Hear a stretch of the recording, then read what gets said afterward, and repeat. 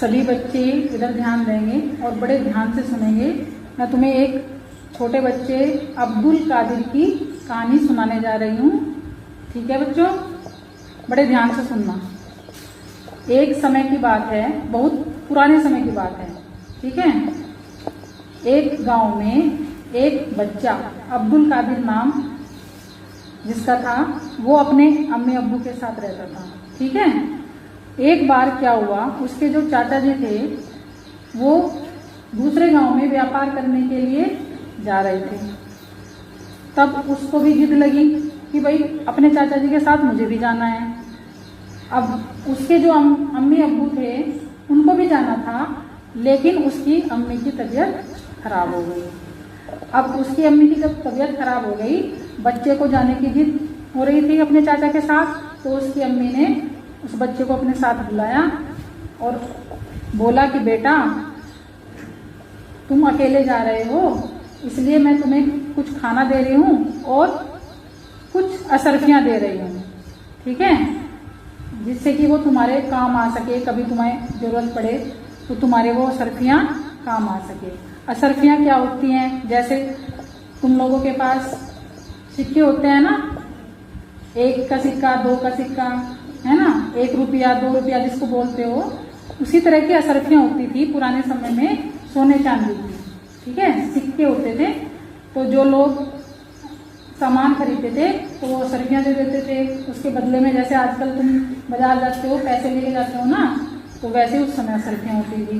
तो जब तुम अपने कहीं मामा के जाते हो या कहीं और जाते हो, तो तुम्हारे मम्मी अब्बू या मम्मी पापा देते हैं ना तुम्हें पैसे, तो ऐसे उसकी अम्मी ने दिए उसको, और उसके कपड़े में उन असरफियों को सील दिया। लोग क्या करते थे, काफिला बनाकर जाते थे। काफिला किसे कहते हैं, भीड़ को, भीड़ में, झुंड में। ठीक है, काफी सारे लोग काफिले में होते हैं।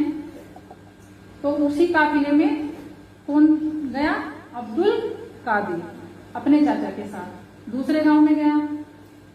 उस समय डाकू बहुत होते थे, क्योंकि सब लोग पैदल चलते थे और रात भर भी चलते थे और दिन में भी चलते थे। और डाकू क्या करते थे, रास्ते में जो लोग जाते थे उनसे लूटपाट करते थे, उनका सारा धन जो भी उनके पास सामान होता था वो सब लूट लेते थे। तो जब वो जा ही रहे थे अब्दुल कादिर काफिले में, तो कौन आए, डाकू आए, बहुत सारे डाकू आए और उन्होंने क्या शुरू कर दी, उनसे लूटपाट करनी शुरू कर दी। अब अब्दुल कादिर की बारी आई, जब उससे एक डाकू ने पूछा कि भाई तेरे पास क्या है। उसने कहा है मेरे पास 40 असरफियां हैं। तो डाकू ने सुना कि 40 असरफियां इस बच्चे के पास, तो वो हैरान हो गया सुन के। अब उसने कहा झूठ बोल रहे हो तुम। उसने कहा नहीं, मैं झूठ नहीं बोल रहा हूँ, मेरे पास 40 असरफियां हैं। तब उस डाकू ने अपने सरदार को बुलाया, सरदार को बताया कि भाई ये बच्चा ऐसे बोल रहा है कि मेरे पास 40 असरफियां हैं। अब सरदार ने कहा इस बच्चे की तलाशी ले लो।